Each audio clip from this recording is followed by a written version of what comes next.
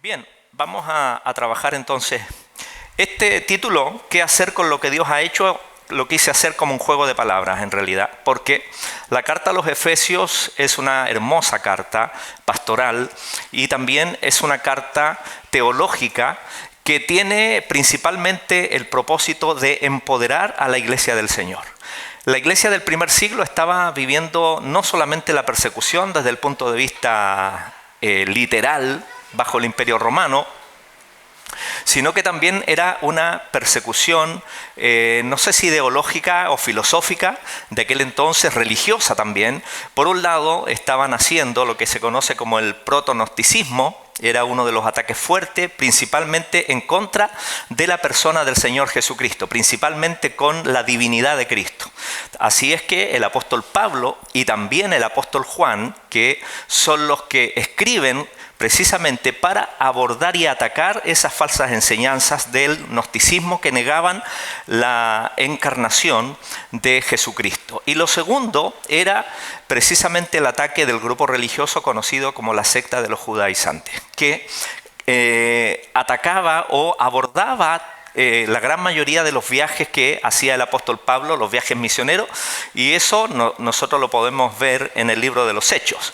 Cada vez que Pablo visitaba una ciudad, allí había un grupo de judíos y también este grupo de judaizantes que se permeó dentro de la iglesia. Por eso que Pablo escribe también la carta a los Gálatas para denunciar justamente este grupo sectario que estaba perturbando el caminar cristiano de la iglesia del Señor. Y esta carta, ¿qué hacer con lo que Dios ha hecho? Bueno, vamos a ver entonces la importancia. Antes, previamente, quiero hacer esta introducción, me parece muy pertinente. Bueno, quiero presentarle a ustedes, hasta el momento es una portada del libro de una amiga que también es misionera acá junto a su esposo en Barcelona, y ella me compartió su libro que lo está ahora editando para poder publicarlo, y ella escribió un libro acerca de Eclesiastés y le puso El hombre en el espejo, el hombre en el espejo.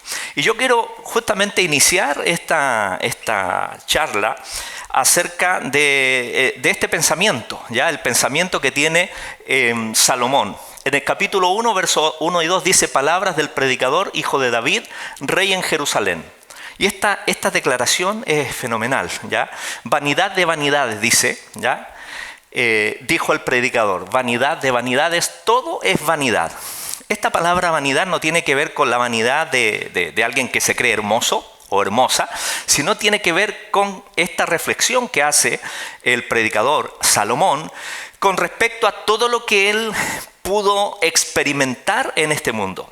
Todos nosotros sabemos que cuando Dios le dice a Salomón, pídeme todo lo que quiera, y él pidió sabiduría. Y en esta sabiduría, en esta riqueza que él recibe de sabiduría, él comienza a vivir una etapa de reflexiones, de insatisfacción, porque claro, tenía esta sabiduría que provenía de Dios y también tenía los recursos como para experimentar todos los placeres de esta vida. Y la reflexión entonces que hace Salomón es decir, en este mundo todo es vacuo, vacío, ¿ya? La vida del hombre es vana y sin sentido si no tiene a Dios como lo primero. Por eso que esta carta a los Efesios es tan relevante, que nosotros podamos entender esta verdad espiritual de tal manera que podamos llegar a la misma conclusión que Salomón, ¿ya? Que el predicador o Eclesiastés. Es decir, el hombre no puede vivir en plenitud si no vive en el cuerpo de Cristo, que es la iglesia. De eso se trata entonces esta carta, que nosotros podamos aprender la importancia de estar en el cuerpo de Cristo, la iglesia, ¿ya? Lo que dice esta reflexión allí, lo que le preocupa a Salomón, al sabio, es no hacer lo que se deba hacer, ¿ya? Y no ser todo lo que se deba hacer. La vida parece demasiado corta para tanto que se tiene adentro por desplegar. Nosotros, amados, estamos aquí, hemos sido llamados por el Señor con un propósito. No para vivir vidas vanas y vacías como el mundo. Y lo vamos a ver en el relato del apóstol Pablo. Porque Pablo pensaba al igual que Salomón. Recordemos que tanto Salomón como Pablo tenían una mentalidad hebrea. Eran hebreos. Por lo tanto, Pablo como buen rabino tenía todos estos conceptos. Y Pablo, una vez que se encuentra con el Señor, él pudo hacer esta misma reflexión. Por eso que en la carta a los Filipenses también el apóstol Pablo dice, cuando cuenta su testimonio, circuncidado al 8º día, hebreo de hebreo, fariseo, y cuenta todo su testimonio, y luego dice, todo esto lo tengo como pérdida por basura, a fin de alcanzar a conocer en plenitud al Señor. La palabra basura allí del griego significa no la basura orgánica que nosotros tiramos, sino que significa literalmente estiércol. Toda esa reputación humana es como el estiércol, dice Pablo. ¿Por qué? Comparado con la excelencia del conocimiento del Señor. Quiera Dios que cada uno de nosotros entonces en esta tarde podamos tener este mismo concepto. Una vez finalizada esta clase podamos decir, Señor, gracias porque somos parte de esta maravillosa comunidad que es la iglesia. No podemos entonces vivir la vida sin sentido como cualquier ser humano. Y Pablo usa allí, más adelante lo vamos a ver en el capítulo 4, cuando dice, es que ustedes no pueden vivir como los otros gentiles que no tienen esperanza. Es un poquito las palabras entonces que decía Salomón. Bueno, los destinatarios es generalmente la carta a los Efesios es una carta considerada como una encíclica, como una circular. Ya no es específicamente para una iglesia en particular de Éfeso, sino que era una carta circular. Recuerden ustedes que ellos no tenían la Biblia como nosotros la tenemos, todo el compendio de los libros sagrados. En el caso de ellos no, las escrituras estaban entonces creando, ya las escrituras estaban recién esparciéndose. Entonces, inclusive los estudiosos dicen que los creyentes de aquella época se decían unos con otros de las diferentes iglesias, Galacia y todas las iglesias de Asia Menor. ¿Qué carta tienen ustedes? Nosotros tenemos la de Efesios. Oh, se las cambio por las de Gálatas y así. Así, de esa forma entonces es que se compartía la palabra de Dios en el primer siglo. Por eso que esta carta es una carta encíclica o una carta circular para todas las iglesias.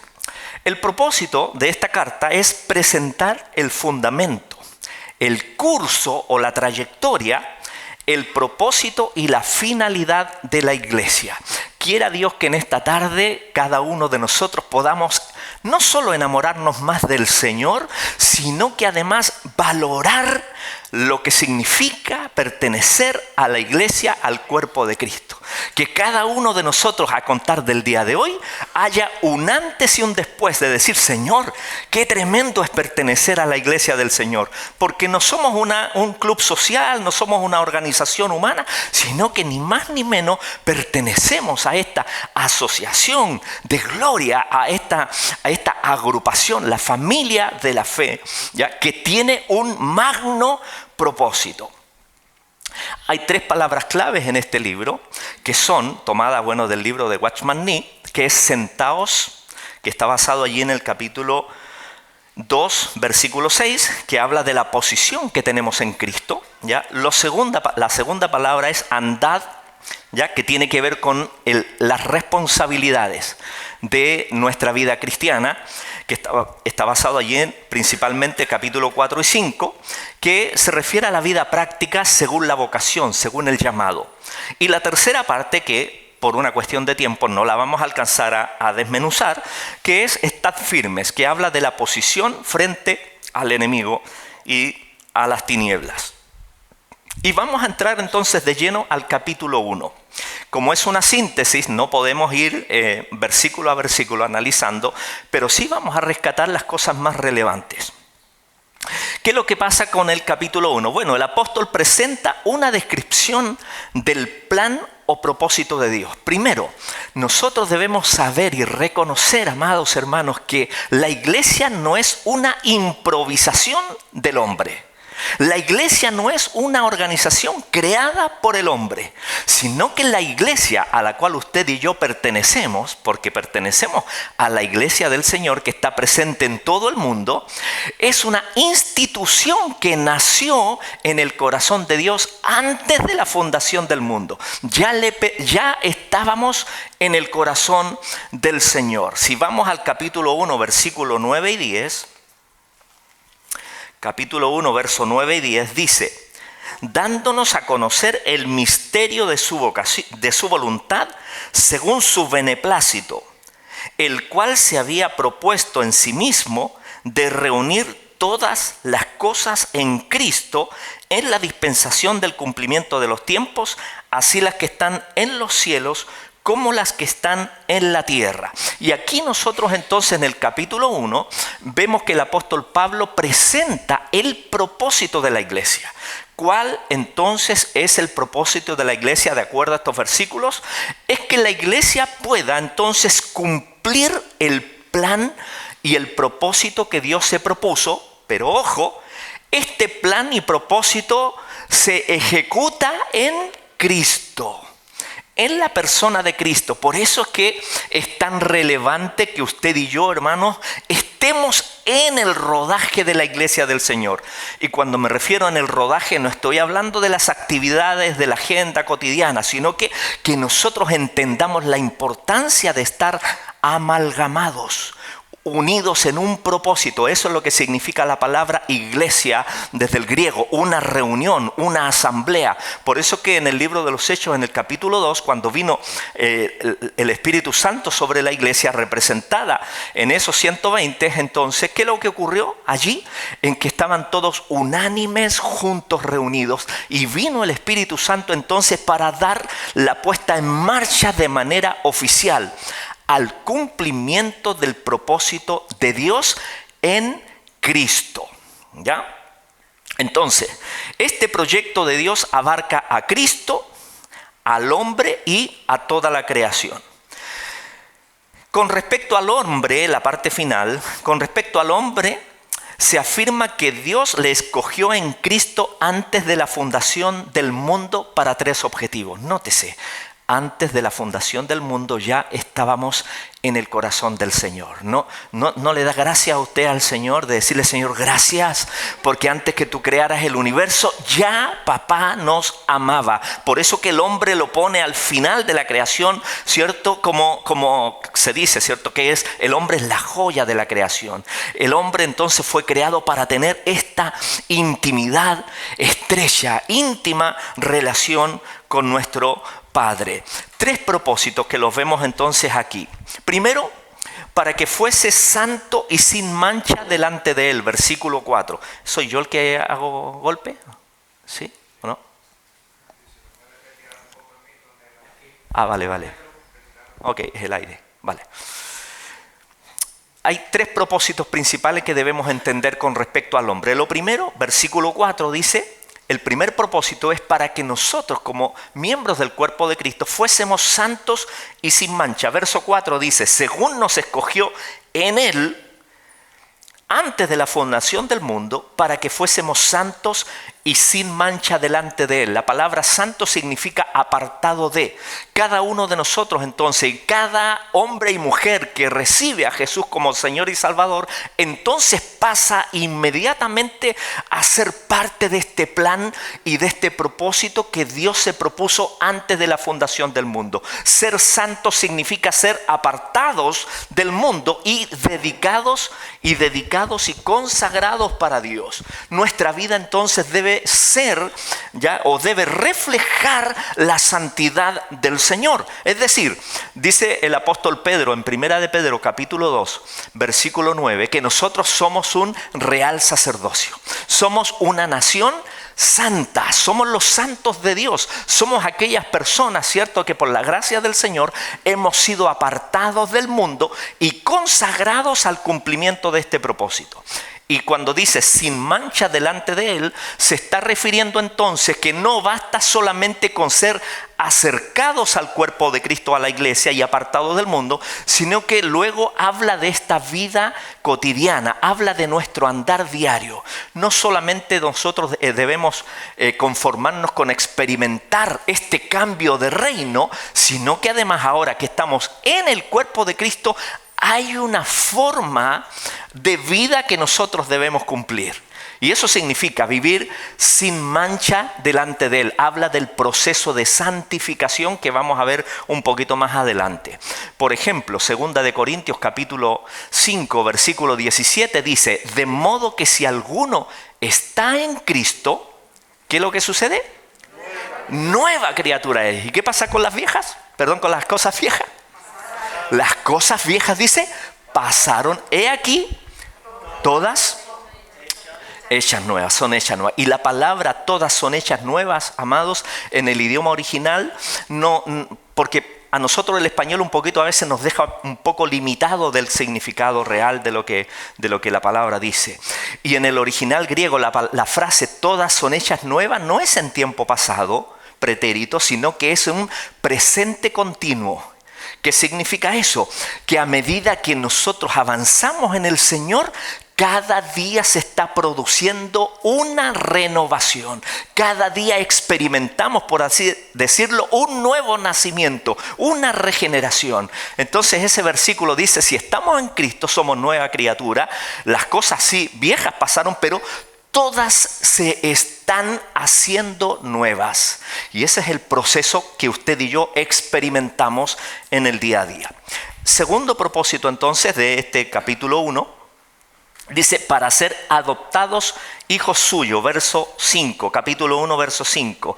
En amor dice que fuimos escogidos, habiéndonos predestinados para ser adoptados hijos suyos por medio de Jesucristo, según el puro afecto de su voluntad. No por mérito humano, no porque hayamos sido las mejores personas, al contrario, la Biblia dice que cada uno de nosotros estábamos muertos en delitos y pecados. El profeta del Antiguo Testamento dice que todos se descarriaron. ¿Se acuerda? No hay bueno ni siquiera uno, dice el Salmo. ¿Ya? Entonces nosotros hemos sido acercados y hemos sido adoptados con un propósito, ¿ya? Por el puro afecto de la voluntad del Señor. Romanos capítulo 5, verso 8 dice, mas Dios muestra su amor para con nosotros, en que siendo aún pecadores, ¿qué sucedió? Cristo murió por nosotros. Por lo tanto, esta adopción que hemos recibido, todo aquel que reconoce sus pecados y reconoce a Jesús como Señor y Salvador, entra entonces de manera oficial a ser parte de los adoptados como hijos del Señor. Y lo tercero es que nosotros como hijos del Señor debemos vivir en Cristo para alabanza de la gloria de su gracia. Verso 6 dice, y aquí habla del propósito, para alabanza de la gloria de su gracia. ¿Para qué es que el Señor nos ha llamado? ¿Qué debe producir nuestra vida delante de Dios? Alabanza. Ustedes aquí como iglesia local, casa de alabanza. No es solamente, amados hermanos, no tiene relación solo con cantar y la música. Porque alabar a Dios y honrar y adorar a Dios no se relaciona única y exclusivamente con la música, sino que se refiere con la entrega total de nuestro ser. Por eso que Pablo en Romanos capítulo 12, versículo 1, ¿cierto?, nos dice que os ruego por las misericordias de Dios que presentéis vuestros cuerpos en sacrificio vivo, todo nuestro ser santo, agradable a Dios, que es vuestro culto racional. O sea, lo mínimo que Dios espera de sus hijos que han sido adoptados, redimidos, regenerados, es que sus hijos vivan o vivamos para alabanza de la gloria de su gracia. Por último, entonces, eso es con respecto al hombre. Y por último, con relación a Cristo, afirma que el plan de Dios está, por así decirlo, ideado antes de la fundación del mundo en Cristo. ¿Ya? Es por medio de Cristo y para Cristo. Vamos en la parte de abajo, porque cuando habla del ejemplo de ahí del bautismo, voy a leer el párrafo mejor. Dice, pero además es por medio de Cristo y para Cristo, en efecto, la expresión reunir todas las cosas en Cristo tiene en su sentido etimológico el significado de que todas las cosas tengan a Cristo por cabeza. ¿Por qué tenemos la carga de Dios por evangelizar al mundo? Es porque nosotros tenemos a Cristo y tenemos el deseo de presentar a Cristo al mundo. O sea, todo lo que hacemos debe girar en torno a Cristo. El ejemplo del bautismo del Señor. Nosotros vemos allí, ¿cierto?, una imagen gloriosa cuando Juan el Bautista estaba bautizando al Señor Jesucristo. Dice la Biblia que los cielos se abrieron y el Espíritu Santo vino sobre el Señor como en forma de paloma. Y se escucha una voz del cielo que dice, este es mi Hijo amado. ¿Qué dice? ¿En quién tengo? En quien tengo complacencia, dice. ¿Qué definimos por eso? Es que la iglesia, nosotros, el cuerpo de Cristo, debemos hacer todo a través de Cristo. ¿Por qué? Porque es Cristo la complacencia del Padre. Todo lo que se hace fuera de Cristo, la Biblia lo define en Hebreos capítulo 6, cuando menciona 7 rudimentos de la doctrina de Cristo. Una de ellas es obras muertas. Todo lo que se hace fuera de Cristo es obra muerta, no cuenta para Dios. No cuenta para Dios. Por eso que nosotros como iglesia debemos procurar hacer todo en y a través del Señor Jesucristo, para su gloria. La iglesia del Señor tiene el deber y la responsabilidad de mostrar a quién. ¿Al ministerio de la casa de alabanza aquí? No, de mostrar a Cristo. Y esa es la labor principal entonces de la iglesia universal, mostrar a Cristo.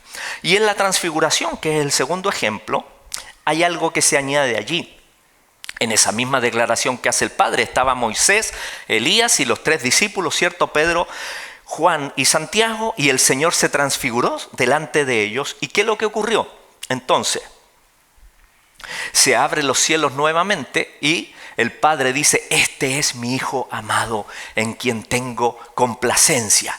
Desaparece Moisés y Elías, que eran los 2 íconos de la religión judía, ¿cierto?, del pueblo de Israel. Moisés, el dador de la ley, de la Torá, y en el caso de Elías, el profeta de las señales del fuego, que representa el poder de Dios, la palabra y el poder de Dios. Desaparecieron.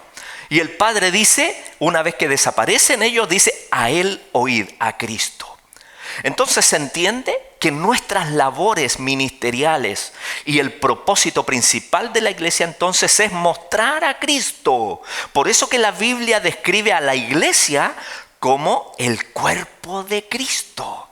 Juan capítulo 17, usted sabe muy bien que ese es el capítulo de la unidad, cuando dice el Señor Jesucristo, cuando Él ora, no solamente por sus discípulos de aquella época, sino que ora inclusive por todos los que iban a conocer al Señor, que nos incluye a nosotros. Y le dice, Señor, te pido para que ellos sean uno, como tú y yo, Padre, somos uno, para que el mundo crea que tú me enviaste. Por eso que la relevancia del mensaje que predicamos no es solamente por lo que declaramos con nuestra boca, sino que además es porque cada uno de nosotros constituimos el cuerpo de Cristo, la iglesia.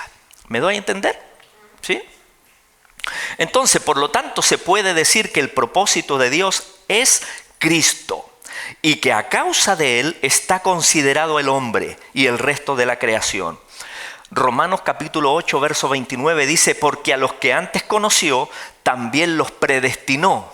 Pero aquí la predestinación no tiene que ver con salvación o condenación, dice, sino que predestinación de acuerdo a propósito. Porque dice, también los predestinó para que fuesen hechos conforme a la imagen de su Hijo, para que Él sea el primogénito. La palabra primogénito aquí es en el griego prototokos, que significa, no es el primogénito, el primer hijo, sino que habla de preeminencia. Jesucristo tiene la preeminencia sobre todas las cosas. Así lo dice el apóstol Pablo también en el capítulo 1 de Colosenses. Capítulo 1, verso 15 en adelante, dice que Jesucristo es la preeminencia del Padre. ¿Ya? Por eso es tan importante que entendamos, amados, la importancia de estar entonces en el cuerpo de Cristo insertados. A partir del versículo 15 del capítulo 1, el apóstol realiza su primera oración. La causa de esta oración del apóstol Pablo es lo ya presentado en los versículos anteriores. ¿Y cuál es el propósito de los versículos anteriores? Que la iglesia entienda que Dios tiene un plan, un propósito, reunir todas las cosas en Cristo. Por eso que cada vez que un alma se convierte, es ingresada al cuerpo de Cristo. Y la iglesia del Señor entonces, que es el cuerpo de Cristo, comienza y continúa siendo edificado hasta cuando el Señor vuelva por nosotros. Entonces, por causa de este plan, Pablo siempre hace memoria en sus oraciones por los santos para que el Padre de Gloria les dé, como dice ahí el pasaje, espíritu de sabiduría y de revelación en el conocimiento de Él, en el conocimiento del Señor Jesucristo. Pero no solamente en la persona del Señor Jesucristo, sino que se refiere también en el conocimiento del propósito que Dios tiene con el cuerpo de Cristo, que es la iglesia. Ahora, como aparece al final la pregunta allí, ¿para qué este espíritu de sabiduría y de revelación? Pablo dice, por lo menos para que sepan tres cosas. Capítulo 1, verso 18, dice: alumbrando los ojos de vuestro entendimiento, para que sepáis cuál es la esperanza a que Él os ha llamado. Ese es el primer propósito. El segundo propósito, ahí mismo está en el verso 18, ¿ya? Dice: ¿y cuáles las riquezas de la gloria de su herencia en los santos? Este es el propósito de Dios, que conozcamos las riquezas, ¿ya?, de la gloria de su herencia. ¿Dónde es esta herencia? ¿Dónde se manifiesta esta riqueza de la herencia? ¿Qué dice el texto? En los santos, en la iglesia. Amados hermanos, por eso es que nosotros somos portadores de la gloria del Señor. Por eso es que nosotros podemos experimentar este poder glorioso de la presencia del Señor, que no solamente nos sirve para poder disfrutar la comunión, la adoración, sino que además experimentamos esta riqueza del Señor en el día a día. Cuando el Señor pone el sustento en nuestro hogar, cuando el Señor nos guarda cuando estamos enfermos, cuando enfrentamos situaciones difíciles, es decir, en el día a día nosotros vamos experimentando estas riquezas de la gloria de su herencia, que se manifiesta ¿dónde? En los santos, en la iglesia. Y tercero, ¿cuál? La supereminente grandeza, verso 19, la supereminente grandeza de su poder para con nosotros los que creemos según la operación del poder de su fuerza. La palabra supereminente viene del griego, que es la palabra upervallón. La palabra upervallón, o pueden ustedes también encontrarlo, bueno, en el griego cuando nosotros la llevamos al castellano a veces hay variantes, ¿ya? Puede ser upervallón o hipervallón. Si usted después la encuentra, diga, no, el pastor se equivocó, no, es que hay variantes, ¿ya? Entonces la palabra upervallón, ¿qué significa upervallón? Que es la palabra que usa Pablo para supereminente. Significa que el Señor ha dispuesto un poder desbordante. La palabra upervallón es un megapoder, es un poder maravilloso y desbordante. No es un poder pequeño, no es un poder que está encerrado en las cuatro paredes del templo, no es un poder que se desarrolla o se manifiesta única y exclusivamente en un lugar determinado. No. Esta supereminente grandeza, este upervallón, este poder desbordante, desmedido, es el poder manifestado en el cuerpo de Cristo, que es la iglesia. Porque dice, ya la oración de Pablo, yo oro para que entiendan esta supereminente grandeza, este poder desbordante y glorioso, dice, grandeza de su poder, dunamis, la palabra dunamis o dinamis, para con nosotros los que creemos. Y nótese, ¿cómo es entonces este calibre del dunamis de Dios o este upervallón, este poder desmedido? Al final del verso 19 dice, según la operación del poder de su fuerza. Y uno de los atributos del Señor es que Dios es todopoderoso. O sea que el poder, amados, que habita en el cuerpo de Cristo, la iglesia, es un poder desbordante. Usted conoce que lo usamos en el español, ¿cierto? No sé si aquí se utiliza la palabra almacén. Almacén, que generalmente uno describe el negocio del vecindario, del barrio. Está el supermercado, que describe, ¿cierto?, ya un lugar. Y está, en Chile hay el hipermercado. Y este es el concepto. Cuando habla de la supereminente grandeza, habla de algo hiper. Y este hiperpoder está entonces en la iglesia. Verso 20, nótese.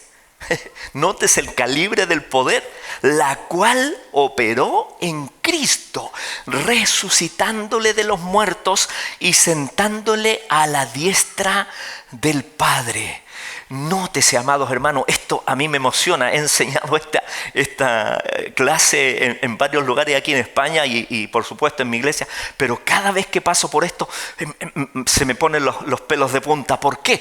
Porque, amada iglesia, el poder que el Señor ha canalizado sobre la iglesia es de tal magnitud, como dice allí, la cual operó en Cristo, resucitándole de los muertos y sentándole a la diestra del trono de Dios. Ese es el calibre del poder que habita en la iglesia. Gloria al Señor.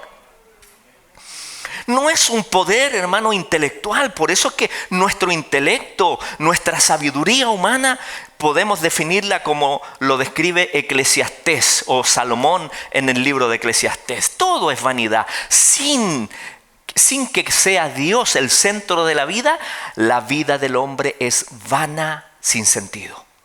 Pero cuando entendemos que estamos aquí en el propósito de Dios y que somos parte de este cuerpo de Cristo, podemos entonces decir, Señor, gracias porque tenemos a nuestra disposición un hiper poder maravilloso de tal magnitud que ese poder resucitó a Cristo de entre los muertos. Esa magnitud de poder que el Padre utilizó para resucitar a Cristo al tercer día y luego sentarle a la diestra del Padre, amada familia, ese es el poder que habita en la iglesia, el cuerpo de Cristo. Bendito sea el Señor. Por eso es que vemos milagros. Por eso es que vemos milagros no solamente de sanidad. Vemos vidas cambiadas, vidas transformadas. Como lo vemos en la vida del apóstol Pablo. Un perseguidor tirano de la iglesia pasó a ser el gran apóstol de Dios y que nos da este legado por medio del Espíritu Santo. ¿Por qué? Porque Pablo experimentó este poder, este upervallón, esta riqueza de la gloria de Dios. Y él quiere, por supuesto, inspirado por el Espíritu Santo, que la iglesia de este siglo post-pandemia entienda y comprenda y asimile esta verdad, que en el cuerpo de Cristo habita esta maravillosa plenitud del poder de Dios. Bendito sea el Señor. ¿Qué más dice? Dice la cual...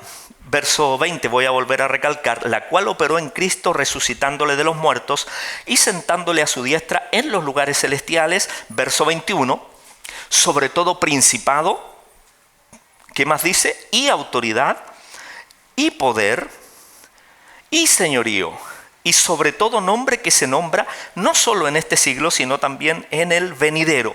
Y sometió todas las cosas. ¿Cuáles cosas? Los principados. Lo que acaba de decir. Principado, dice, autoridad y poder y señorío y sobre todo nombre. O sea, Todo eso dice el verso 22, y lo sometió, dice, todas las cosas bajo sus pies y lo dio por cabeza sobre todas las cosas. ¿A quién? A la iglesia, la cual es su cuerpo. Es decir, hermanos amados, no solamente la iglesia disfruta de esta plenitud del poder de Dios, de este calibre del poder de Dios que resucitó a Cristo y que lo sentó a la diestra del Padre, sino que además la iglesia cuenta con toda autoridad sobre todo principado, potestad de las tinieblas. Por eso es que no podemos creerle al enemigo cuando a veces nos hace sentir como que nos tiene el pie encima. No. Nosotros, hermanos, tenemos el pie por la gracia del Señor, por supuesto. En el cuerpo de Cristo tenemos toda autoridad sobre todo principado. Recuerde usted las palabras de Jesús cuando hablaba allí con sus discípulos en Mateo capítulo 16. Cuando Él le dice, ¿qué dicen los hombres que es el Hijo del Hombre? ¿Se acuerda? Y ahí los discípulos le argumentan, unos dicen que eres Juan el Bautista, otros dicen que es Elías, y así no recuerdo los nombres. Y el Señor le dice, ¿y ustedes y vosotros quién dicen que soy? Y Pedro, ¿cierto? Ahí salta y dice, tú eres el Cristo, el Hijo del Dios viviente. Y el Señor le dice, bueno, Pedrito, no eres tan inteligente como para que se te haya ocurrido esto, ¿ya? Porque le dice, esto no te lo reveló ni carne ni sangre. O sea, lo que tú acabas de decir no es de origen humano, ni de sabiduría humana, sino que esto es de un origen celestial. Mi Padre que está en los cielos te lo ha revelado. Y te digo que tú eres una pequeña piedra, que es lo que significa la palabra Pedro. Y yo te digo que tú eres Pedro, la palabra Pedro es Pétreos, que significa pequeña piedra. Pero sobre esta roca, hablando Cristo de sí mismo, y la palabra que utiliza allí es Petra, que es una roca gigante, inamovible, y te digo que sobre esta roca edificaré mi iglesia. Y las puertas del Hades no prevalecerán contra ella. ¿Por qué? Porque la iglesia está fundada en Cristo Jesús. La iglesia es el cuerpo de Cristo. Y la declaración de Jesús allí cuando dice que las puertas del Hades no prevalecen, significa, hermano, principalmente que eso tiene que ver con una figura de las edificaciones del antiguo tiempo. Recordemos que las ciudades en el antiguo tiempo eran amuralladas y las puertas de la ciudad eran trascendentales. ¿Por qué? Porque en las puertas de las ciudades se ejecutaban todos los negocios, las transacciones, los acuerdos.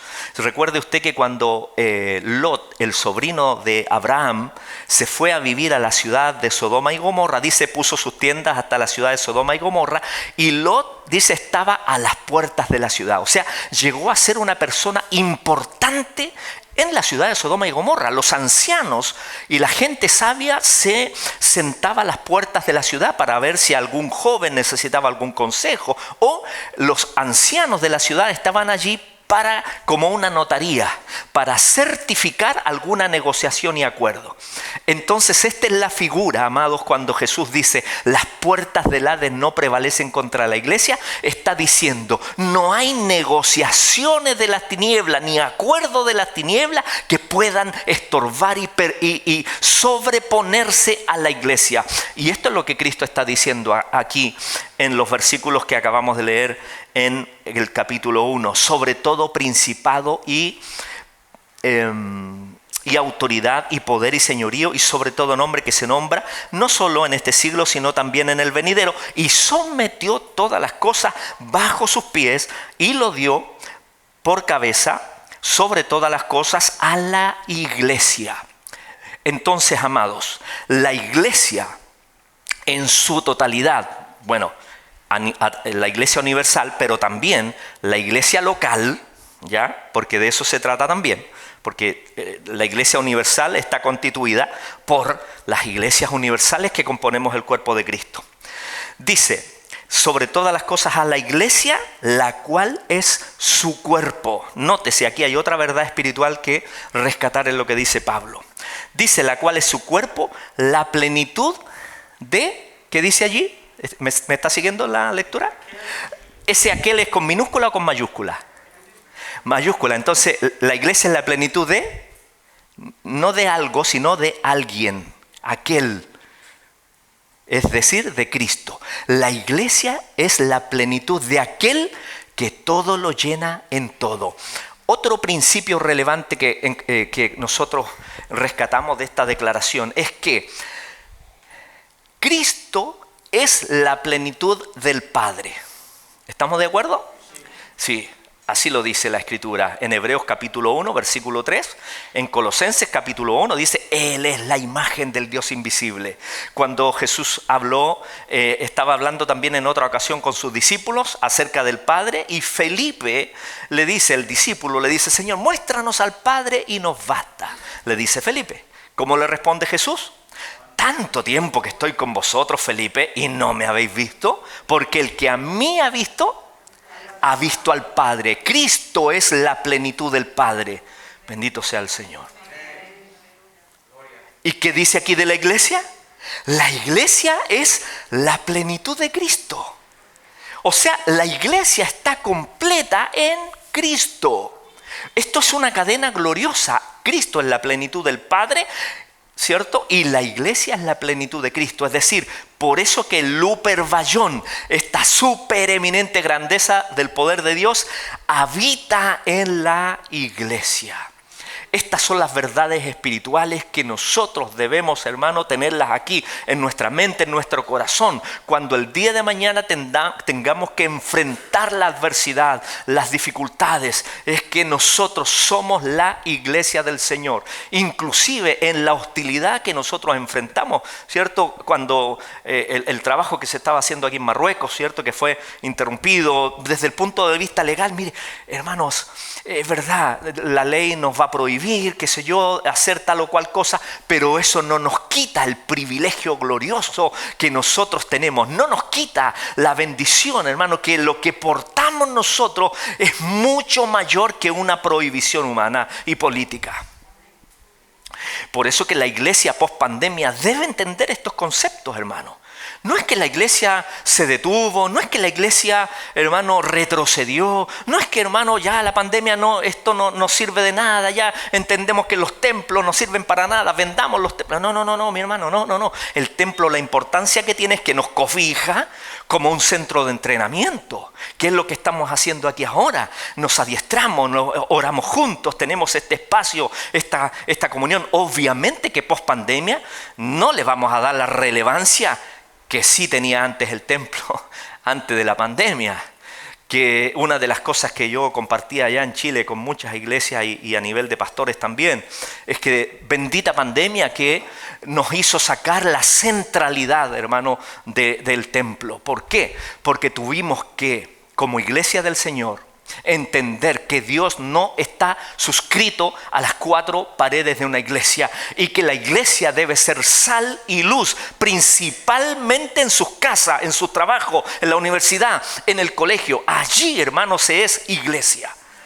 Y esta es la gran verdad y principio que nosotros debemos entender entonces. Pero pastor, es que igual, y algunos tenían este concepto, vamos a ir al templo, que es como ir a ver a Dios al templo. Le hacemos un culto lindo, hermoso, cantamos, decimos gloria a Dios, aleluya, salimos de la puerta del templo y seguíamos siendo las mismas personas comunes y corrientes que dejábamos mucho que desear. Entonces, amada iglesia, debemos entonces aprender a ser la iglesia que realmente somos. ¿Qué hacer con lo que Dios ha hecho? Este es el título de esta exponencia. Frente a todo lo que hoy estamos recibiendo, ¿qué vamos a hacer? ¿Vamos a seguir siendo una iglesia apocada, mediocre, rutinaria? O sea, por supuesto que no. El Señor nos ayude, ¿ya? Que el Espíritu Santo nos impulse, que el Espíritu Santo nos refresque y nos quite esa religiosidad que traíamos a cuesta, partiendo por nosotros los pastores. La reflexión yo la hago desde mí hasta el hermano más nuevo y hablo de mí en mi comunidad de iglesia. No sé si me doy a explicar. Entonces, Pablo declara que este poder es según la operación del poder de su fuerza, la cual operó en Cristo, ya lo vimos, ¿cierto? Resucitándole y sentándole a su diestra. Y en consecuencia Dios sometió todas las cosas bajo sus pies y lo dio por cabeza sobre todas las cosas a la iglesia, que es su cuerpo, dice, la plenitud del Señor. Fuera del cuerpo de Cristo no hay nada pleno. A esta conclusión entonces es que llega el sabio Salomón en ese libro de Eclesiastés. Salomón lo probó todo, por eso que él decía, no hay nada nuevo bajo el sol. Él lo probó todo, absolutamente todo, y la conclusión a que llegó, todo es vanidad. Recuerden, no la vanidad de la belleza, sino la vanidad de la vacuidad de la vida. La vida no tiene sentido fuera de Dios. Con esta exposición y con esta palabra que es la palabra de Dios, también deberíamos llegar a la misma conclusión. Fuera del cuerpo de Cristo, la iglesia donde hemos sido plantados, la vida no tiene sentido. ¿De qué vale que seamos prósperos en la economía, en la familia, que no nos falte nada, pero estamos fuera del cuerpo de Cristo y del propósito de Dios? La vida es vacía, la vida es vana. El mismo Señor Jesucristo, hablando de aquel que anhela posicionarse en este mundo sin Dios, dice, el hombre es necio cuando acumula, dice, todos los tesoros del mundo. Cuando cuenta el Señor esa historia, un hombre que se satisfacía con los bienes de este mundo, y el Señor le dice, necio, esta noche vienen por tu alma. ¿De quién será todo de lo que se afana el hombre? No, la iglesia no puede vivir así. La iglesia debe vivir entonces en el propósito de Dios, que es estar en Cristo. Y eso significa entonces en el cuerpo de Cristo, que es la iglesia. Avanzamos al capítulo 2. Esta es la relevancia entonces del capítulo 1. El capítulo 2, el apóstol Pablo, lo que vamos a resaltar aquí, principalmente, es con relación a estas enseñanzas que el día de hoy se han permeado dentro de la iglesia y que de alguna u otra manera han hecho un poquito de mella, de daño, y que tiene relación con la composición del cuerpo de Cristo. Dice el capítulo 2, verso 1, y Él os dio vida a vosotros cuando estabais muertos en vuestros delitos y pecados, en los cuales anduvisteis en otro tiempo, siguiendo la corriente de este mundo, conforme al príncipe de la potestad del aire, el espíritu que ahora opera en los hijos de desobediencia, entre los cuales también todos nosotros vivimos, dice, en otro tiempo. Así vivíamos, ¿ya? Y vamos a saltar al al versículo 11, que es el punto que yo quiero resaltar aquí. Verso 11 dice, por tanto, acordaos de que en otro tiempo vosotros, ¿quiénes? Los gentiles en cuanto a la carne. Los gentiles eran todos aquellos que no eran de ascendencia israelita o judía, ¿ya? Porque esta iglesia estaba compuesta en una mayor parte por gentiles cristianos, es decir, griegos principalmente, cristianos, aunque en cada iglesia griega o en cada iglesia gentil había generalmente un grupo de creyentes judíos. Y recuerde usted que en la introducción dije que uno de los ataques feroces que recibió la iglesia del primer siglo, por un lado, fue un ataque filosófico, ¿ya? Como fue el proto-gnosticismo, el nacimiento del gnosticismo, que negaba la encarnación de Jesucristo. Y lo segundo fue el ataque de los judaizantes, que comenzaron a perseguir el ministerio del apóstol Pablo, señalando, principalmente en la carta a los Gálatas, allí nos vamos dando cuenta con mucha mayor claridad, señalando que no era suficiente creer en Cristo, sino que además los nuevos creyentes debían observar o guardar los ritos de la ley, como por ejemplo la circuncisión, que para Israel era la señal del pacto que Dios había hecho con Abraham. Entonces, de eso se trata lo que dice el apóstol Pablo. En otro tiempo vosotros, dice, los gentiles en cuanto a la carne, erais llamados incircuncisión por la llamada circuncisión. Es decir, los judíos miraban de manera peyorativa o de manera denigrante a los que no eran judíos, a los gentiles. Era tal la arrogancia que llegó a tener la nación de Israel y que Jesús también la confrontó, que fue muy rudo con los fariseos, es que de alguna u otra manera los israelitas pensaban que Dios les pertenecía a ellos y que todos los gentiles, es decir, todas las demás naciones, era la leña. ¿Entiende el concepto de la leña? Era la leña que Dios utilizaría en el fuego del infierno. Y ellos tenían esa arrogancia de decir, nosotros somos el pueblo de Dios y Dios nos pertenece a nosotros. Y los gentiles no tienen ningún derecho, porque además, obviamente que el Señor se reveló y formó a Israel porque tampoco existía como nación. Dios toma a Abraham de Ur de los Caldeos y desde allí, en Génesis capítulo 12, ¿cierto? Dice, haré de ti una gran nación y a través de ti serán benditas, ¿qué dice?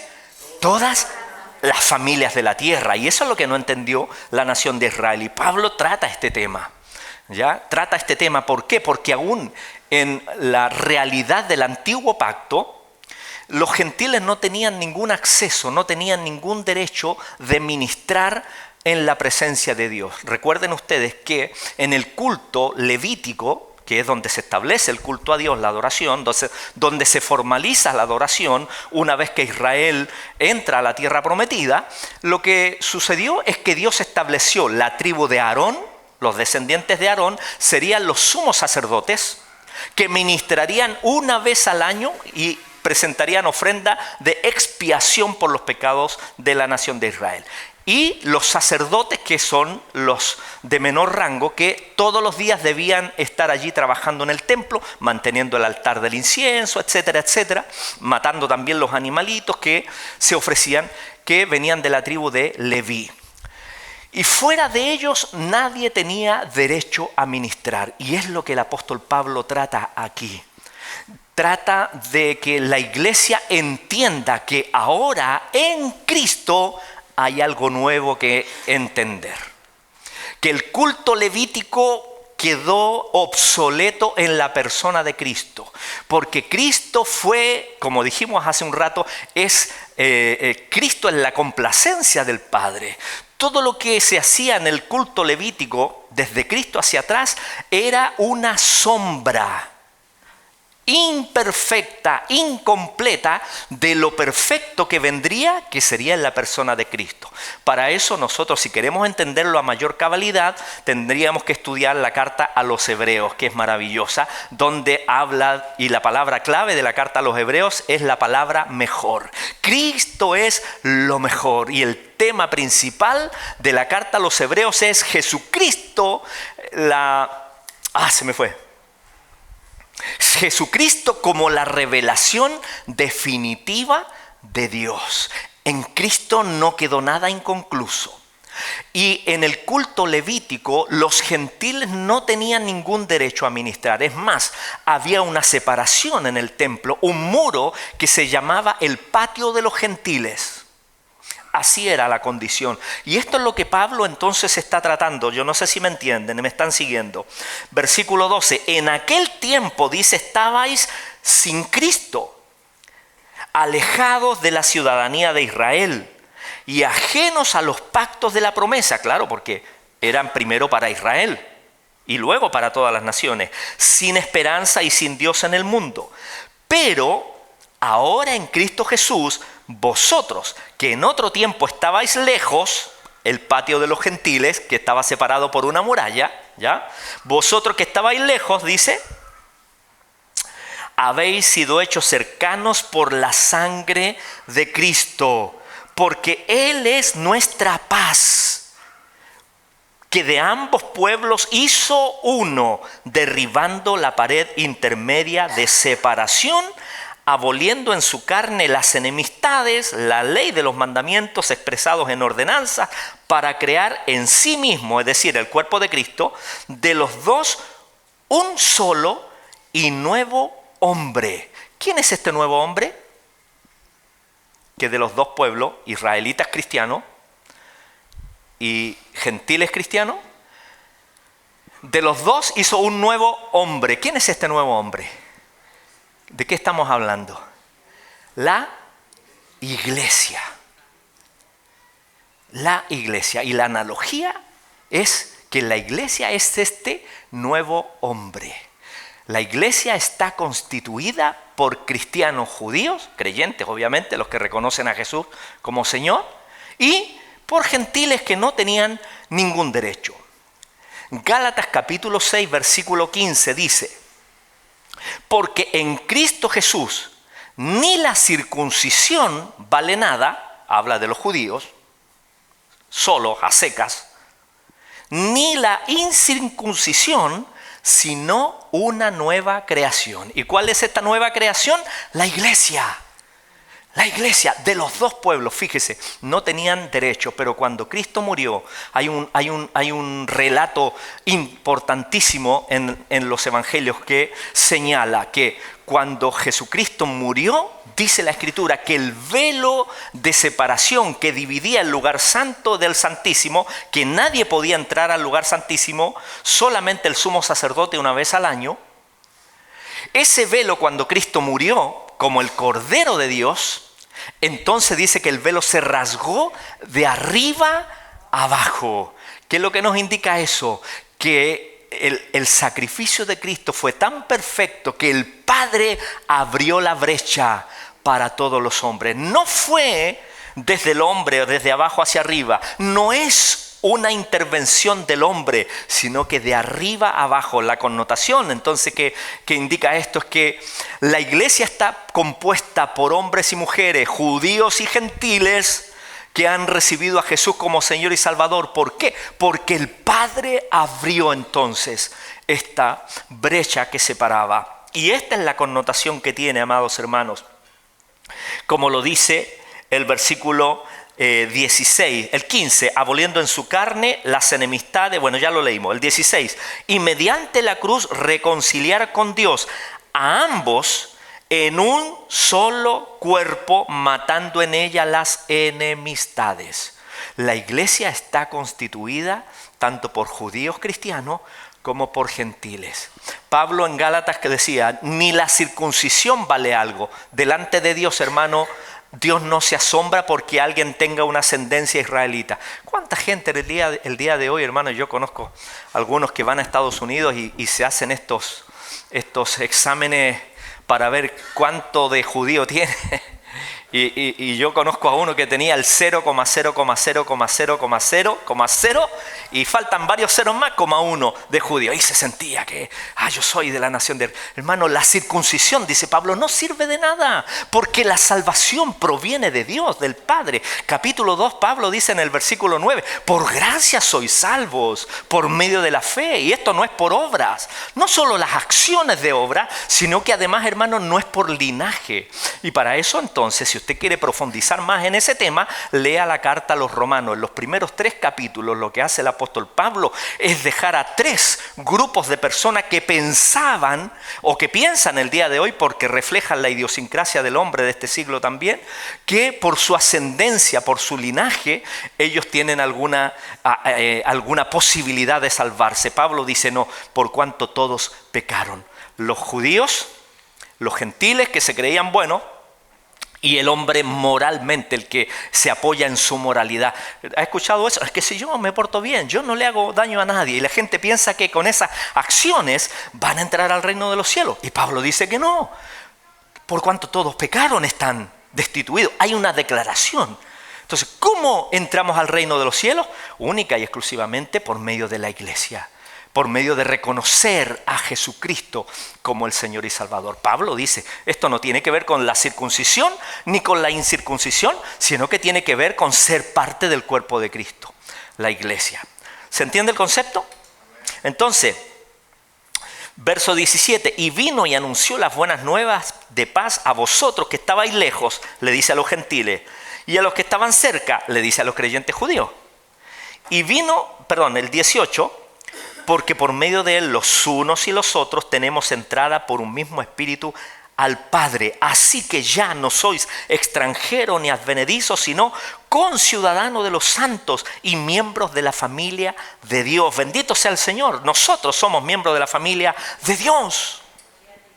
Así que, amados hermanos, no andemos buscando parecernos bueno, no quiero herir la idiosincrasia de nadie, amado, y lo digo con mucho respeto, pero también lo digo en el temor del Señor, y es algo que como pastor y maestro, debe decir la palabra tal cual como es. No andemos buscando parecernos, hermano, a los israelitas, o introduciendo temas, hermano, porque el día de hoy hay una corriente muy fuerte del sionismo que quiere introducir elementos del antiguo pacto. Amados, el antiguo pacto, el culto levítico era incompleto, era la sombra de lo perfecto que vino ya Jesucristo el Señor. No nos falta nada, no tenemos que andar con kipá, no tenemos ni siquiera que, hermano, vestirnos como israelitas ni nada, porque no tiene que ver con eso. Usted y yo tenemos la plenitud en Cristo.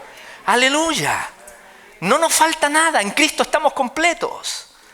Amén, bendito sea el Señor. Entonces somos un nuevo cuerpo. Jesucristo mediante la cruz ha reconciliado con Dios a ambos pueblos, ya lo explicamos. Y pasamos al capítulo 3.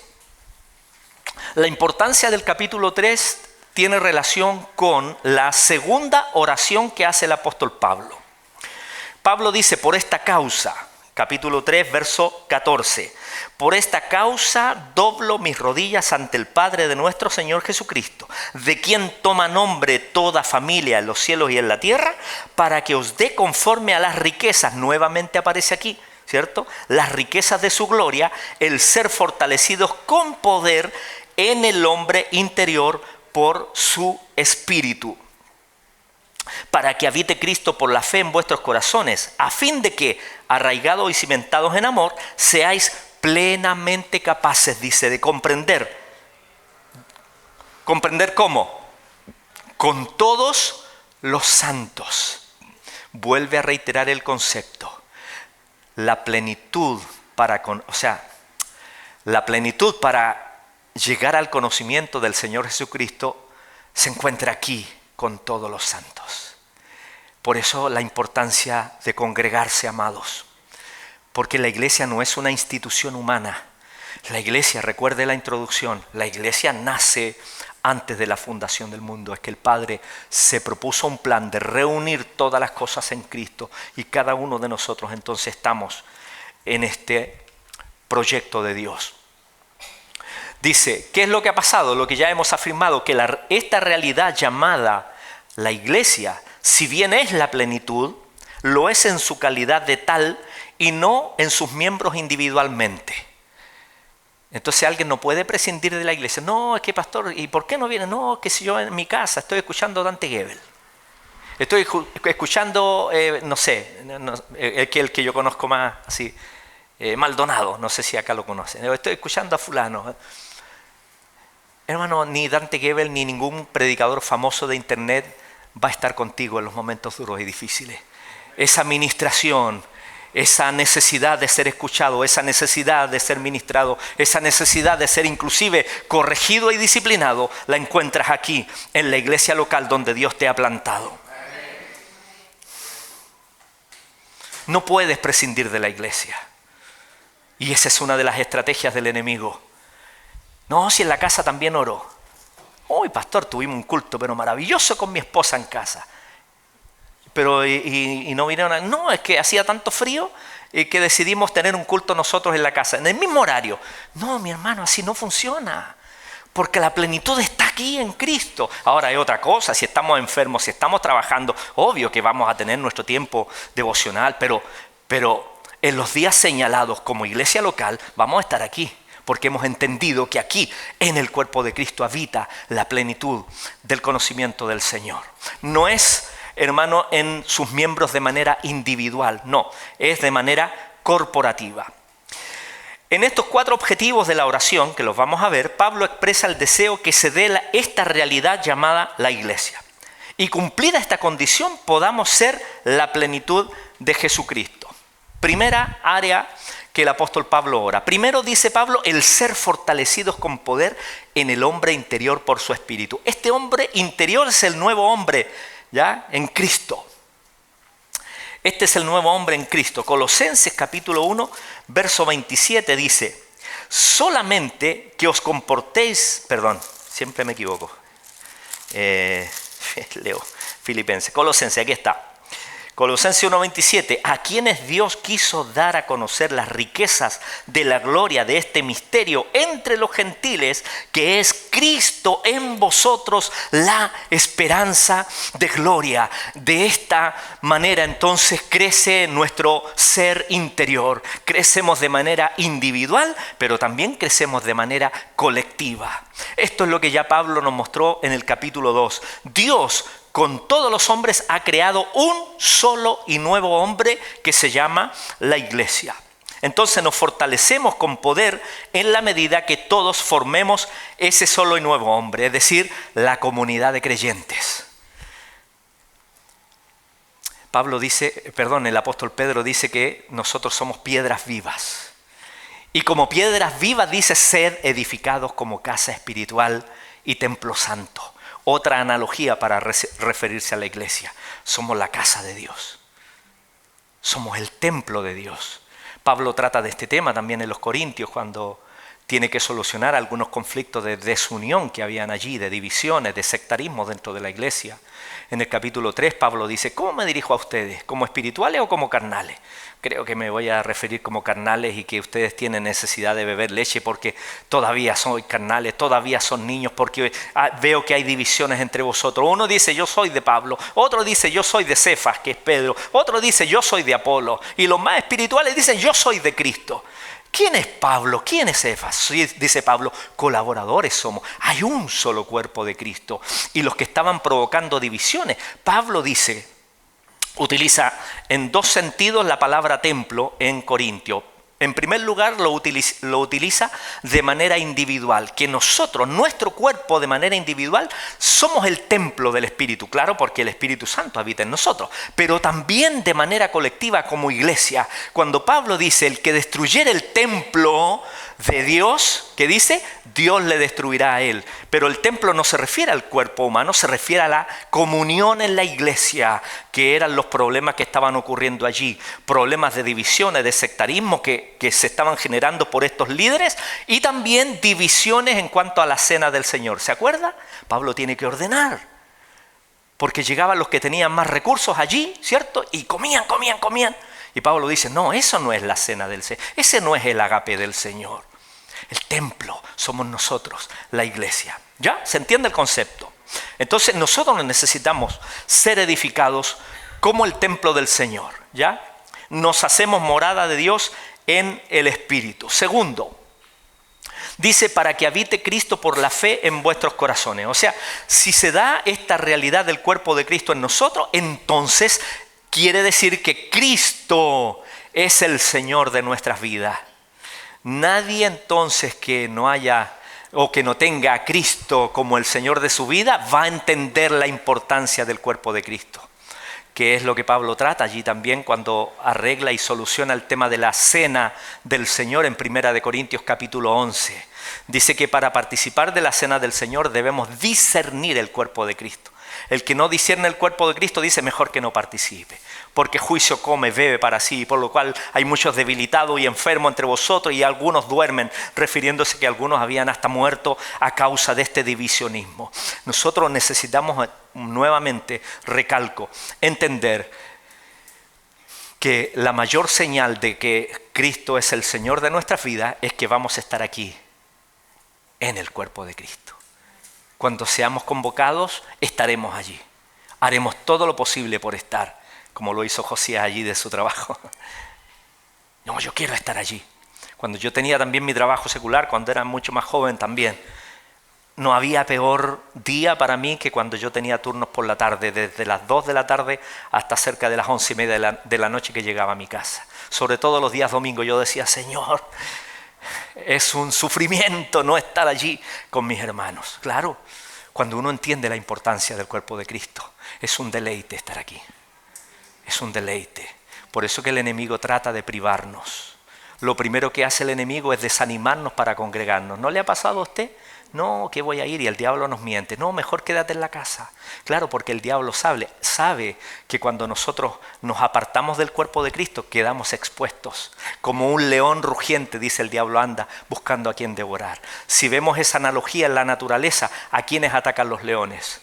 o las fieras de presa, al que se aparta, al que está solo, al enfermo. Si estamos fuera del cuerpo de Cristo, nos bajan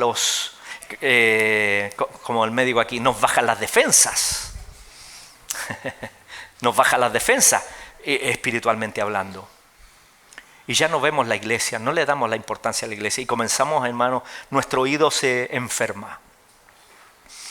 Nos entra un estafilococo ahí en el oído y empieza a hacernos un cráter, ¿ya? Y empezamos, ¿qué dijiste? Porque claro, hay una infección que comienza allí nuestro oído a no tener la agudeza, no escuchamos la voz del Señor, no escuchamos cuando Dios nos habla a través de un pequeñito, a través del pastor, a través de un maestro. Claro, porque el enemigo nos miente, nos engaña, porque él sabe que está la supereminente grandeza del poder de Dios aquí, operando en la iglesia. Amén. Valoremos entonces la iglesia. Tercer punto, a fin de que seamos plenamente capaces de comprender con todos los santos y de conocer, al darse esta realidad del cuerpo de Cristo y que en consecuencia habita Cristo por la fe en nuestros corazones, recién entonces somos capaces de comprender y de conocer. Este tercer objetivo, además de las dos condiciones anteriores, está matizado por dos cláusulas. ¿Cuáles son esas dos cláusulas? La primera dice es que arraigados y cimentados en amor. La palabra arraigar en su significado del diccionario significa echar raíces. ¿Se ha dado cuenta usted que en la naturaleza hay árboles que tienen la particularidad de tener raíces profundas y que cuando enfrentan, por ejemplo, como lo que ocurre en Estados Unidos generalmente o en los países tropicales, estos tornados, soportan los vientos sobre 200 kilómetros por hora, se mueven de un lugar a otro y quedan casi sin hoja, como las palmeras, y se topan de un lugar a otro, pero no se desarraigan. ¿Por qué? Porque sus raíces están profundas. El Salmo 92 dice, el justo florecerá como la palmera. La particularidad de la palmera, amados, es que echa sus raíces, lo mismo que el bambú de allá de estos países asiáticos. Ese bambú que hacen inclusive andamios, que edifican tremendos edificios. Ese bambú se demora 7 años en echar raíces, 7 años hacia abajo. Luego de 7 años, no sé si en 30 días o no recuerdo exactamente, pero en cuestión de días crece 30 metros. ¿Qué nos indica esto? Pablo está diciéndonos que en el cuerpo de Cristo, sembrados en la casa del Señor, bien sembrados en la casa del Señor, vamos a tener un arraigo, vamos a echar raíces profundas y nos vamos a hacer cristianos inmaduros, niños fluctuantes, como lo que dice en el capítulo 4, versículo 14, para que ya no seamos niños fluctuantes llevados por doquier de todo viento de doctrina. ¿Cuántos creyentes, hermano, que no tienen raíces profundas, son llevados de un lugar a otro, hermano? Un día creen una cosa, al siguiente día otra. Por lo menos en Chile, no sé, acá hay una fuerte corriente, hermano, que está permeando la iglesia con este pensamiento filosófico o esta ideología de el progresismo, pero no solo el progresismo político, sino que ese concepto de progresismo lo están metiendo dentro de la iglesia. Es decir, hermano, este pensamiento líquido, estamos en una sociedad líquida, ya el posmodernismo pasó, hoy día estamos en una sociedad líquida. ¿Qué significa? Una sociedad que no tiene apegos ni arraigos, que un día piensa una cosa y más tarde piensa otra. Entonces Pablo dice que nosotros debemos ser arraigados, echar raíces. Y segundo, cimentados en amor. Esta palabra amor aquí, hay 3 palabras en la Biblia. Primero, el amor eros, que es el amor de hombre-mujer, ¿cierto? Afectivo. Segundo, el amor filial, que es el amor entre los hermanos y también el amor consanguíneo. Y la tercera es el amor ágape, que el apóstol escribe o describe en 1 Corintios capítulo 13. Ese es un capítulo bendito. ¿Por qué? Porque en el capítulo 12 Pablo señala los dones y hace un paréntesis con el capítulo 13. O sea, dice que Todos estos dones que se manifiestan en el cuerpo de Cristo no tienen ningún sentido si no están con este componente del amor de Dios. Porque el amor de Dios dice, bueno, Pablo dice, si yo hablase lengua humana, angélica, y no tengo amor, nada soy. Si diese mi cuerpo para ser quemado, etcétera, etcétera, etcétera. Si no tengo amor, vengo a ser como un címbalo que retiñe. Entonces, debemos ser arraigados, es decir, echar raíces y luego cimentados en amor, en el amor de Dios, ¿ya? Para que seamos plenamente capaces de comprender con todos los santos. El amor de Dios es el que a nosotros nos da el cimiento para poder trabajar mancomunadamente. Como lo dice la Escritura, amaos los unos a los otros. Y también dice, soportaos los unos a los otros. Y también dice, perdonaos los unos a los otros vuestras ofensas. Si alguno tuviere queja contra otro, dice, de la manera que Cristo os perdonó, también vosotros. O sea, de eso se trata la comunión. No existe la iglesia perfecta. Usted dirá, pero es que he tenido tantos problemas. Bueno, si problemas van a haber aquí y en la iglesia de más allá. Amén. Entonces de eso se trata, amados, arraigarse y cimentarse en amor. Y la última, para terminar esta primera parte, para que seáis llenos de toda la plenitud de Dios. Para hacer la plenitud, entonces, es necesario que el Padre de Gloria nos dé espíritu de sabiduría y de revelación para que sepamos y comprendamos, ¿ya? Pero este espíritu vendrá del Padre a nosotros en la medida que seamos efectivamente la iglesia. Y cuando se dé en ella la totalidad, el comprender será pleno y el conocimiento del amor de Cristo también. Y seremos entonces la plenitud de Jesucristo. Por lo tanto, no bastará con hacer la primera oración del capítulo 1. A esta debemos agregar la urgente búsqueda de la integración del cuerpo de Cristo para que se cumpla entonces que a Él sea la gloria en la iglesia en Cristo Jesús por todas las edades. Cuando estamos en esta realidad, recuerde usted que los tres propósitos, uno de ellos que vimos al principio era para alabanza de la gloria de su gracia. Todo lo que nosotros hacemos, lo hacemos para alabanza de la gloria de su gracia. Y ahí está mi familia. Mi esposa, mi hija mayor, mi yerno y mi hija menor. Esta es la primera parte, amados. Así que, Javier.